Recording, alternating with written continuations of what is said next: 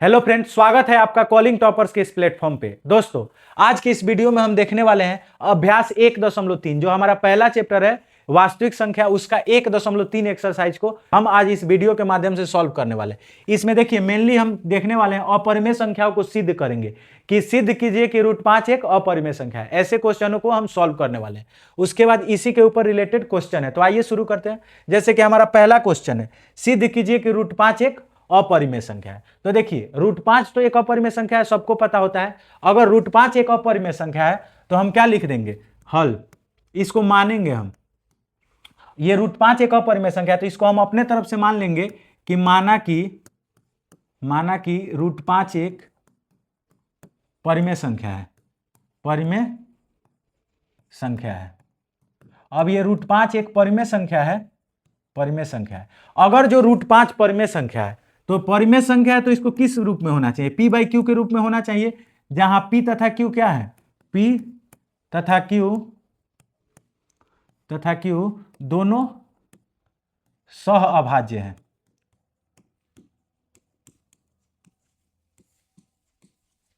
सह अभाज्य हैं और जहां q = नॉट 0 है। तो ये कंडीशन दिया हुआ है कि जहां p तथा q दोनों क्या है, सह अभाज्य। तो अगर ये √5 p/q के रूप का है तो हम क्या लिखेंगे, दोनों तरफ वर्ग करने पर, दोनों तरफ वर्ग करने पर। देखिए दोनों तरफ अगर हम वर्ग कर दें, अगर हम वर्ग कर रहे हैं तो √5 का वर्ग करेंगे तो क्या हो जाएगा, 5, और p/q का वर्ग करेंगे तो ये क्या हो जाएगा, p² हो जाएगा। अब देखिए यहाँ पे 5 बराबर p²/q², ये इधर q² गुना में है, इधर आएगा तो भाग में, तो क्या हो जाएगा 5q² बराबर p²। ये हमारा क्या हो जाएगा, समीकरण 1 हो जाएगा। 5q² बराबर p², ये हमारा समीकरण 1 हो जाएगा। अब देखिए तो यहाँ पे 5 गुना में है, इधर ले जाएंगे तो भाग में होगा, इधर ले जाएंगे तो भाग में होगा। तो देखिए तो क्या हो जाएगा, p²/5 हो जाएगा, q² बराबर p²/5। अब जो नीचे होता है उसका मतलब क्या होता है कि ऊपर वाले को विभाजित करेगा। तो हम लोग ऐसा लिख सकते हैं, चूंकि p² जो है ये 5 से विभाज्य है, p² 5 से विभाज्य है, p² 5 से विभाज्य है। तो उसके बाद अगर 5 से विभाज्य है तो इसीलिए p भी क्या होगा, p भी 5 से विभाज्य होगा, 5 से विभाज्य होगा, p भी 5 से विभाज्य होगा। तो p² 5 से विभाज्य है तो इसीलिए क्या होगा, p भी 5 से विभाज्य होगा, याद रखेंगे। अब देखिए अब इतना होने के बाद हम लिखेंगे पुनः माना कि, पुनः माना कि, मान लेंगे पुनः माना कि ये p बराबर हम 5r मान लेंगे। कितना मान लेंगे, 5r मान लेंगे। उसके बाद हम लिखेंगे p का मान समीकरण 1 में रखने पर। देखिए ये जो p है, p का मान समीकरण 1 में रखने पर, p का मान अगर हम समीकरण 1 में रख रहे हैं तो समीकरण 1 हमारा कितना है, 5q² 5q² बराबर p² है। अब इसमें हम p का मान रखेंगे तो ये क्या हो जाएगा, 5q² बराबर p²। तो p का मान हम कितना माने हैं, 5r, तो 5r का स्क्वायर कर देंगे तो कितना होगा, देखिए 5r का अगर हम स्क्वायर डायरेक्ट लिख दे तो आप लोगों को कोई दिक्कत, कितना हो जाएगा, 25r² हो जाएगा। 5 से 5 बार में कट जाएगा तो q² बराबर कितना आ गया, 5r²। अब जैसे यहाँ पे p² 5 से विभाजित था तो यहाँ पे भी तो p² जो q² है, चूंकि q² 5 से विभाज्य है, 5 से विभाज्य है। अब q² यहाँ पे 5 से विभाज्य है तो q भी क्या होगा, q भी 5 से विभाजित होगा, 5 से विभाज्य होगा।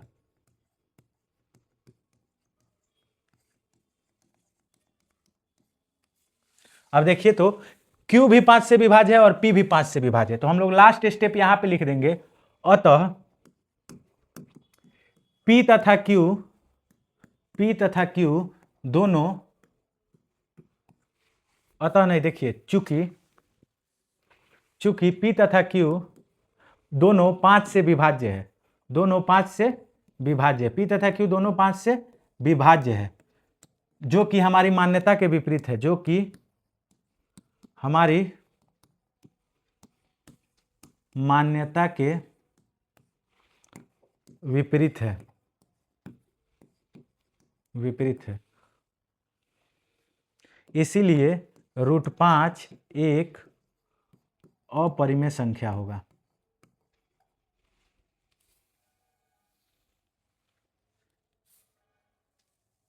हमारी मान्यता के विपरीत है कि √5 एक परिमेय संख्या है, परिमेय संख्या है।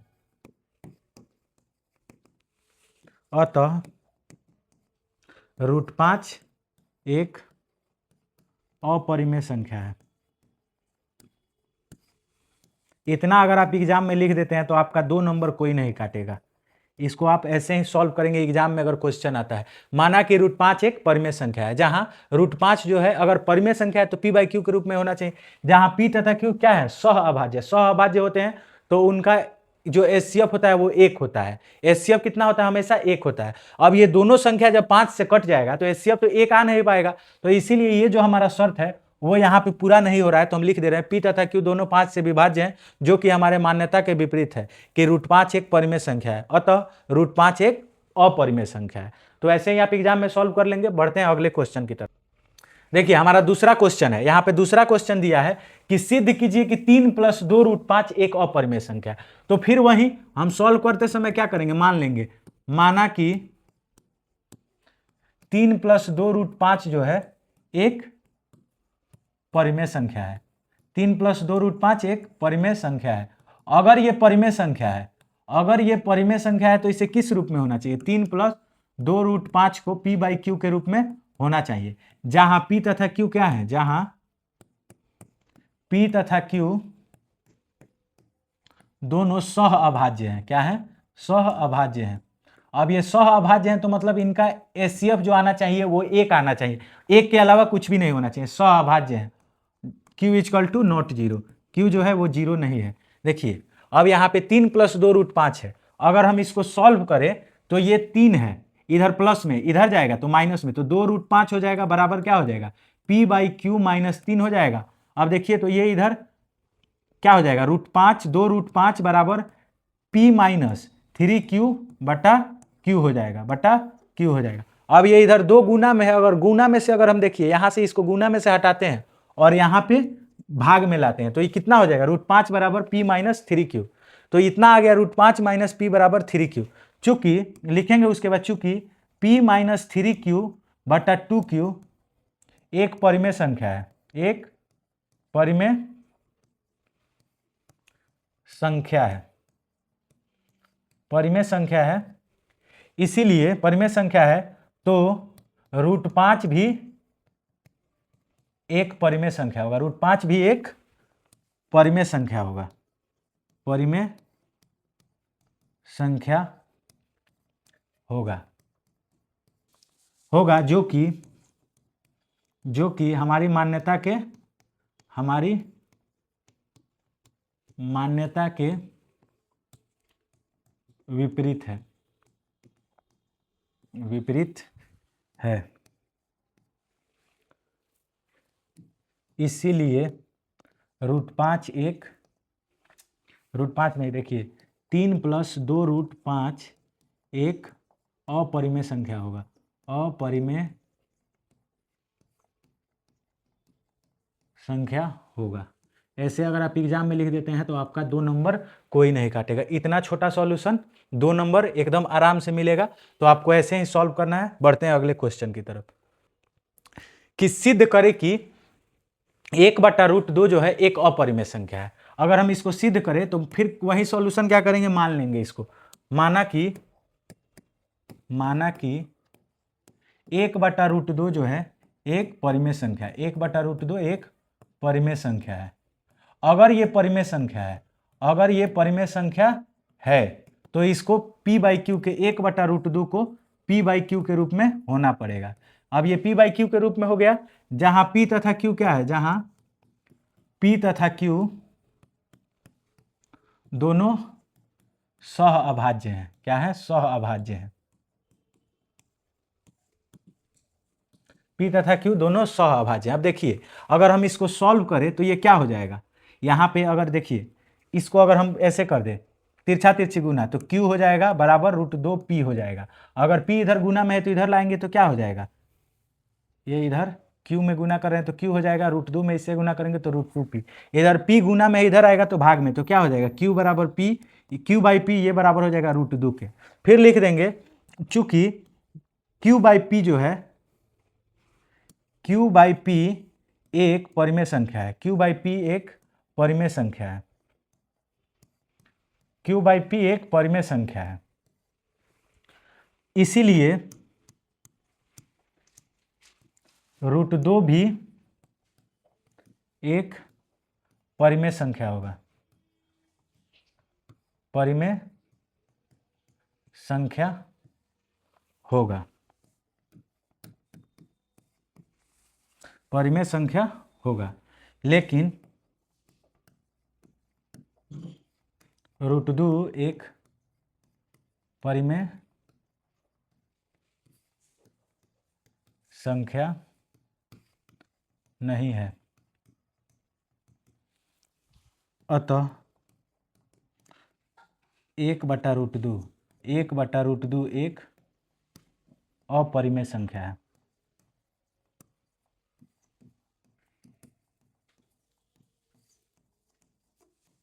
तो अगर इतना आप सॉल्व कर लेते हैं तो एग्जाम में आपको 2 नंबर एकदम आसानी से मिल जाएगा। बढ़ते हैं अगले क्वेश्चन की तरफ। यह है हमारा क्वेश्चन नंबर 2, तीसरा का दूसरा क्वेश्चन है। इसमें देखिए सिद्ध करना है कि 7√5 एक अपरिमेय संख्या है। तो एक मैंने समझाया, एक आपके लिए होमवर्क।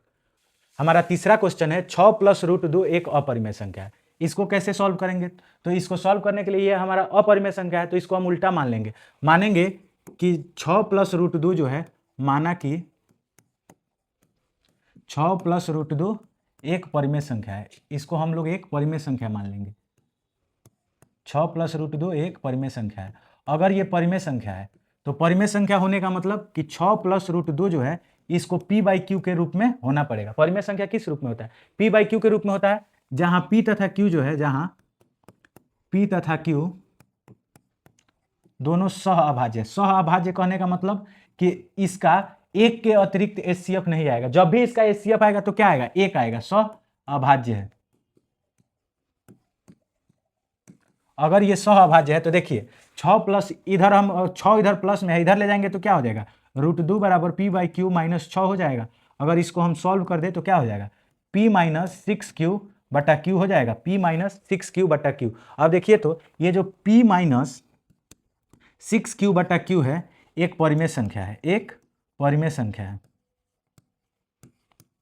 परिमेय संख्या है। अब ये परिमेय संख्या है तो परिमेय संख्या के बराबर तो परिमेय संख्या है, तो √2 भी क्या होगा? परिमेय संख्या है, तो √2 भी एक परिमेय संख्या होगा, √2 भी एक परिमेय संख्या होगा।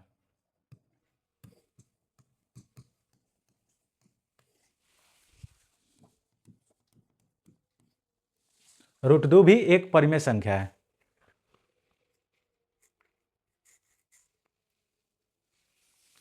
लेकिन √2 एक अपरिमेय संख्या है, अतः 6 + √2 जो है एक अपरिमेय